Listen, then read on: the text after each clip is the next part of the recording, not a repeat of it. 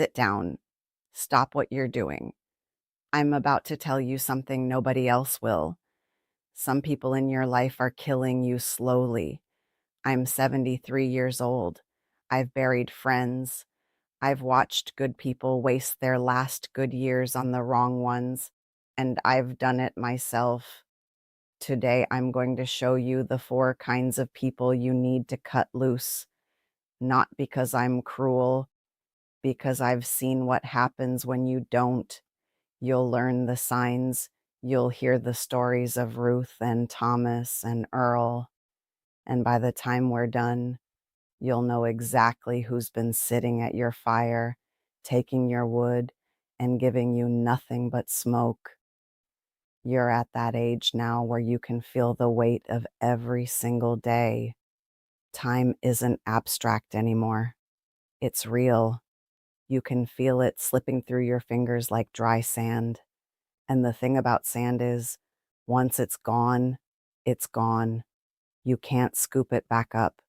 You can't glue it back together. That's the pain nobody talks about. You're past 65, and suddenly you look around and realize half the people in your life aren't really in your life. They're just there, taking up space, making demands, sucking the air out of the room, and you let them because you were raised to be polite, because you were taught that family is everything, because you think you owe them something. Here's the suppressed truth nobody wants to say out loud. You don't owe them a damn thing. Not your time, not your energy, not your peace, not your last good years. I know that sounds harsh. I know it feels wrong. But I've sat beside too many dying beds to lie to you now. There was Ruth. Ruth was 82 when she finally stopped talking to her daughter. Her daughter had been bleeding her dry for 40 years. Money, babysitting, emotional support, always a crisis, always a need. And whenever Ruth tried to set a boundary, the daughter would turn cold, withhold the grandchildren, make Ruth feel like she was the selfish one. Ruth spent her 70s walking on eggshells. She spent her 80s wondering why she felt so tired all the time. When she finally cut her daughter loose, she cried for 3 days. Then she slept through the night for the first time in a decade. She told me, "Helen, I wish I'd done it sooner. I wasted 10 years waiting for her to change. 10 years I could have spent breathing."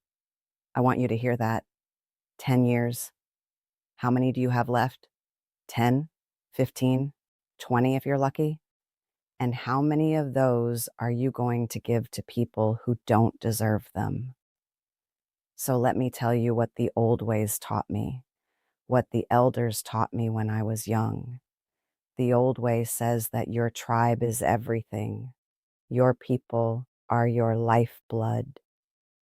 But here's what the modern world gets wrong. They think that means you have to keep everyone, that you're obligated to every relative, every old friend, every person who's ever known your name. That's a lie. The old way says that the tribe protects itself. That means you cut out the rot. You don't let a sick deer stay in the herd. You don't keep a wolf in your camp because you feel sorry for it. The modern world tells you to be nice, to be forgiving, to give second chances and third chances and fourth chances until you're nothing but a hollow shell. The old way says, be wise, be discerning, be brave enough to walk away. So let me give you the 4 people you need to cut loose. I've seen them all. I've been them all. I've loved them all. And I've learned. 1. The taker. The taker is the person who comes to your fire with empty hands. Every time. They're always cold, always hungry, always in crisis. And you feed them. You give them your blanket. You let them warm their hands over your flames. But here's the thing about the taker. They never bring wood. They never offer to sit watch while you rest. They never ask how you're doing. They talk about their own problems for hours, and the moment you try to share something of your own, they change the subject or find a reason to leave. They take your time, your money, your attention, your emotional energy, and they give nothing back. I had a friend named Thomas.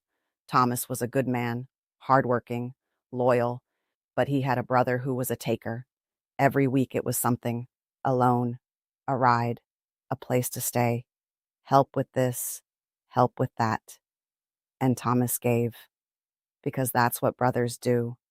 But the brother never showed up when Thomas needed him. When Thomas's wife got sick, the brother was too busy. When Thomas needed help fixing his roof, the brother was out of town. When Thomas just needed someone to talk to, the brother was going through something worse. Thomas gave for 30 years. And when he finally got cancer, the brother came by once, to ask if Thomas had updated his will. Thomas passed 2 years ago. The brother didn't come to the funeral. A taker isn't a person. A taker is a whole. They'll take everything you have, and when you're empty, they'll move on to someone else. The hard truth: you're not helping them. You're enabling them, and you're dying a little more every day you let them stay. 2. The stone. The stone is the person who can't feel anything. They're not mean. They're just absent, emotionally dead. They respond to your pain with silence. They respond to your joy with a shrug. They're like a cold river rock, smooth and hard and completely unreachable. You've tried. Lord knows you've tried. You've explained. You've cried. You've begged. You've written letters. You've had conversations that went nowhere. They nod. They say, "I understand." But nothing changes. You're talking to a stone. I knew a woman named Beatrice. Beatrice had a son who was a stone. He was never cruel. He never yelled or hit. He just wasn't there. Not really. When Beatrice's husband died, the son came to the funeral, shook her hand, and said, "Let me know if you need anything." Then he went back to his life and didn't call for 3 months. Beatrice told me, "I keep waiting for him to show up emotionally. I keep thinking if I love him enough, he'll finally feel something. But he's like a rock. You can't make a rock bleed." She kept hoping, kept reaching out, kept being disappointed. For 20 years. And you know what she realized at 78? She was giving emotional energy to a person who had none to return. It's like pouring water into a cracked pot. You just end up wet and tired, and the pot is still empty. The hard truth?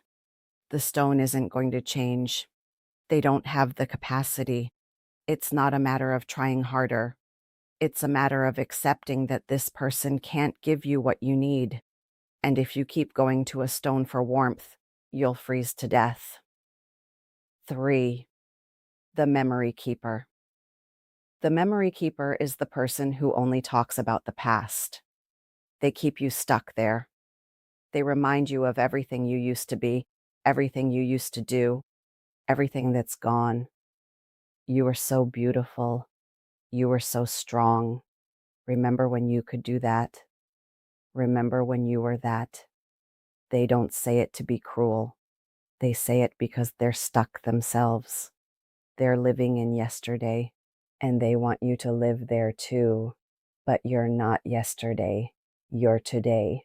You're here, right now, in this body, at this age, with this life. And the memory keeper is keeping you from moving forward.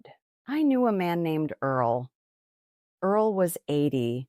His wife had passed 5 years ago, and every conversation with his daughter was about the old days. "Remember when Mom made that pie? Remember when we went to that lake? Remember when you used to do that job? And Earl would sit there and nod and feel like everything good in his life was behind him. I told him, Earl, your daughter loves you, but she's keeping you in a box. She's afraid to see you as you are now because it reminds her that she's aging too. She needs you to be frozen in time so she doesn't have to face the future. Earl started changing the subject. He started talking about his garden, his plans, the new books he was reading, and his daughter got uncomfortable. She wanted him to stay in the past where he was safe and predictable. He had to start spending less time with her, not because he didn't love her, because he loved himself more. The hard truth? The memory keeper isn't honoring you. They're holding you hostage.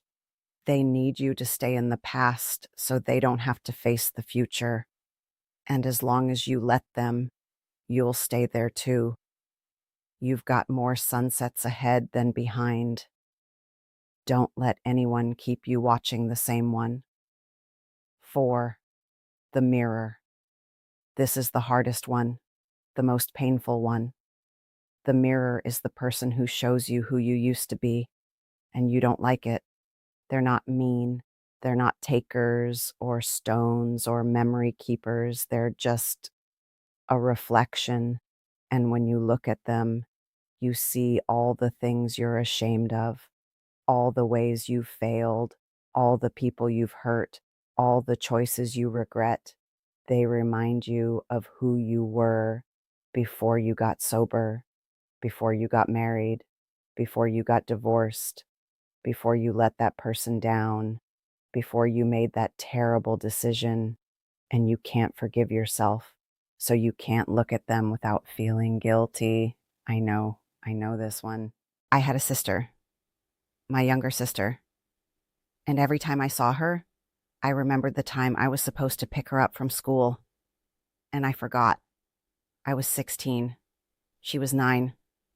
She waited for 2 hours in the rain. I was with my boyfriend. I never apologized properly. Not really. And years later, every time I looked at her, I saw that little girl in the rain, and I felt like garbage. I started pulling away from her, not because she did anything wrong, because I couldn't face my own shame. But here's what I learned. That's not her problem. That's mine. The mirror isn't the person who wronged you. They're the person who sees you clearly, and you can't stand it. The hard truth? If you cut the mirror loose, you're just running from yourself, and you'll never outrun that. I did the work. I sat with the guilt. I wrote my sister a letter. I apologized. And you know what? She forgave me. She'd already forgiven me years ago. I was the only one still holding on to it. The mirror people are the ones who will help you heal if you let them. But if you keep running, you'll lose them, and then you'll be alone with the shame anyway. So don't cut the mirror loose. Cut yourself loose from the shame. Let them be your witness. Let them help you forgive yourself. So, 4 people: the taker, the stone, the memory keeper, the mirror. 3 of them you cut loose. 1 of them you let in closer than ever. But here's the harder question, and it's about you. Because I've been watching you. I've been watching you wince when I described the taker. I've been watching you think of that person who always calls when they need something. I've been watching you nod when I talked about the stone. I've been watching you feel that pang when I mentioned the memory keeper. But the mirror is the one that made you uncomfortable. And that tells me something. You've got a mirror in your life, and you've been avoiding them, not because they're bad, because you're afraid. Afraid of what they'll say, afraid of what they'll remind you of, afraid of the shame you've been carrying for years. Let me tell you something. sitting here in the firelight. That shame is heavy. It's a dead weight you don't need anymore. You're in your 70s. You're in your 80s. You've made mistakes. Everyone makes mistakes, but you don't have to carry them to the grave. The mirror is offering you something precious. They're offering you a chance to look at yourself honestly and finally let it go. Call them, write to them, go see them, tell them the truth, apologize, forgive yourself, then put the guilt down and walk away from it. That's the hardest thing you'll ever do, and it's the best thing you'll ever do. So here's what I want you to do. Tonight, before the fire burns low, I want you to think about your people. Think about the taker. Think about the stone. Think about the memory keeper. And think about the mirror. I want you to decide. Decide who you need to let go of. Not with anger, not with drama, with quiet, firm clarity. The taker? You don't need to announce it. Just stop giving. Stop answering every call. Stop being so available. They'll move on. The stone? You don't need to cut them out completely. Just stop expecting. Stop hoping.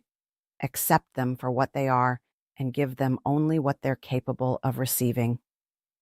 The memory keeper? A gentle boundary. I love you, but I need to talk about now, not then. And if they can't do that, less time. And the mirror you pull closer. You invite them to sit at your fire. You tell them the truth. You let them see you, all of you, because that's how you heal. That's how you get free. You've got fewer evenings ahead than behind. Don't waste a single one. Down in the comments, tell me, which one of these 4 is hardest for you? Just a number. 1, 2, 3, 4, or the mirror. I read everyone. The fire's burning low. The light's going down behind the rocks. You've got fewer evenings ahead than behind. Don't waste a single one.